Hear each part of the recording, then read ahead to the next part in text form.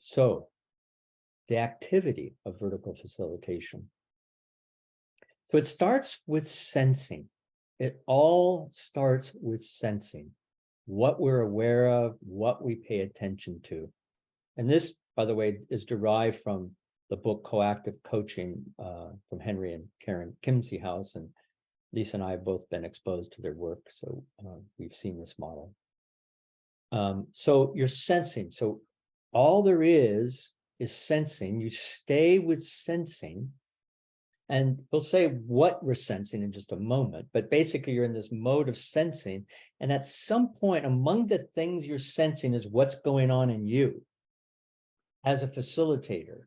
And at some point you experience an urge towards some action and you take that action, but you do it with full permission. You know how sometimes we're kind of like, I don't know if I should do this. But this is taking action with full permission, but also with a commitment to clean up whatever mess it might make, because it may not always be right. And that's not the point, right? The point is that we're acting, we're sensing, and then at some point we act, and then we go back into sensing mode. So it's a little bit like a turtle, you know, the turtle's in the shell all the time. Every once in a while it pops its head out, sticks its tongue out and goes back in. And this is kind of like you, except rather than being in your shell, you're out of your shell. And every once in a while, you take some action. And then you go back to sensing. So the question then, or there are really two primary questions, there are kind of two pieces of the same question. What are we looking at? You know, so if I'm in this room, I'm sitting in this room, and right now I'm looking at this screen, but I might turn and I might look at this room, or I might look out the window, you know, at the trees and what have you outside my window. Those are the things I'm looking at. And then there are the things that we're looking for. Like I might look out the window and I'm looking for my dog because she went off someplace, right? So there are the things, there's what we're looking at and there's what we're looking for. And so let's start with what we're looking at. So what we're looking at, so when we talk about vertical facilitation and vertical learning, in this program, we talk about it in terms of groups and teams, right? So that's the context. You can actually expand that out into the whole organization, but that's a whole other kind of thing. But one of the things that we're looking at are individuals. So for instance, I can't see very many of you, but I'm looking at individuals. And you're probably looking at individuals on your screen. And then as things proceed, you're also looking at interrelations, which is the interactions that people are having and the manner in which people are relating with each other. So that's yet another thing you're paying attention to, you're looking at, right? You're also sensing the field. Like right now, it's a little hard to sense the field here, but if I weren't in share screen mode, I could see more of you, right? We're always able to sense the field in any sort of social environment, and we can attune ourselves to sense more powerfully.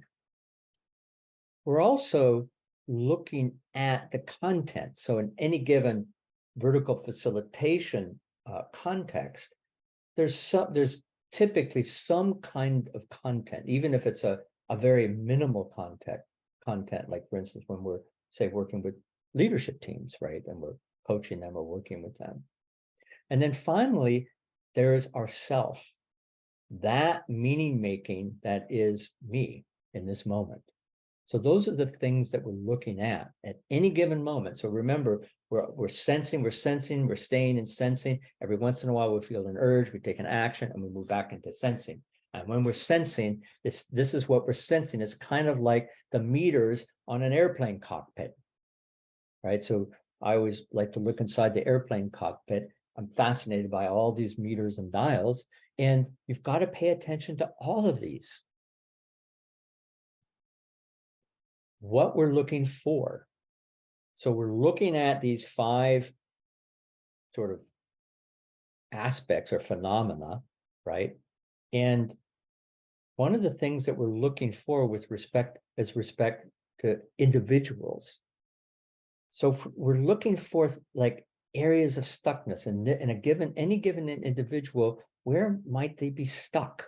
Something about their manner of speaking, their manner of action, something might feel a little stuck, or maybe there's a resourcefulness there, or an openness, or maybe there's a lack of openness. And, obviously it ebbs, these things ebb and flow, but these, by the way, this is in no way exhaustive, but these are just sort of like, impressionistic sort of pieces. But mostly what we're looking for is our like evidence of their meaning making. How is this person making meaning? With respect to interrelations, the things we're looking for have to do with what's the degree of positivity into interrelations, the interactions and the sense of relationship between and among people. What are the avoidances? So oftentimes the way that we relate with each other, there can be things that we're avoiding, things that we're not saying, or topics that we avoid. And you can always feel that sense of avoidances, and you can see it very much in the interrelations. And these are the things that you're looking for. You're also looking for the kind of the nature of the interaction patterns. And again, there are many other things that we're looking for, but these are sort of, some of them. In terms of the field, like, which is it's a kind of like the emotional energy field of this system, of this group, of this team, in this moment. Among the things that we're looking for is what's the quality of energy? Is it sleepy? Is it alive? What's the tone? Is there a sense of like positivity in the field? Is there a sense of openness, a sense of possibility, or is it shut down? And again, these things all ebb and flow, and we're paying attention to that ebb and flow without getting overly fixed that it's one way or another. Is there congruence in the field? Does it seem as though there's congruence within the system among the people within the system, but is there congruence in terms of, like there's a quality of feeling in the field, but at the same time, there's this other quality of feeling, and they seem kind of incongruent. And between interrelations and the field, we're paying attention to the shared meaning making. Content. So we're looking in terms of the content, we're looking for, is it coherent? How is this landing? What's it activating with this group? So these are the kinds of things we're paying attention to with respect to content. And then in terms of self, so we're also paying attention to what's going on in me. So am I present or am I not present? So, and it comes and goes. Like I'm noticing for myself, there are moments when I'm present, there's moments when I'm not. And so paying attention to that kind of presence meter, awareness and courage. Am I aware? Am I able to be aware of all of these dials, all of these aspects? Or am I getting fixated on individuals or fixated on content? And compassion, right? Do I have the courage to be able to speak to something that I can sense? Do I have the courage to follow an urge with an action, with full permission and a commitment to clean up whatever mess it might make? And compassion, do I have compassion for myself, for whatever it is that's going on here, and ultimately paying attention to my own meaning making?